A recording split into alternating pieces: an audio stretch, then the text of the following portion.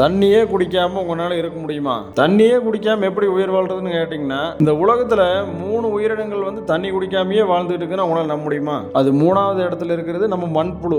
ஈரமான இடத்துல இருக்கக்கூடிய இந்த மண்புழுக்கள் தன்னோட தோல் மூலியமா ஈரத்தை உறிஞ்சுக்கும். 2வது இடத்துல இருக்கிறது தவளை. தவளையும் வாயால தண்ணியை குடிக்காது. அந்த தவளையோட அடிவயிற்று பகுதியிலையும் தொடைக்கு கீழ் பகுதியிலையும் இருக்கிற விசேஷமான தோல் பகுதி மூலியமா தண்ணீரை உறிஞ்சு எடுத்துக்கும். அது பேரு ட்ரிங்கிங் பேட்ச்னு சொல்றாங்க. அதே மாதிரி செலமெண்டர்ஸ் சொல்லி ஒரு பள்ளி வகையும் இருக்கு.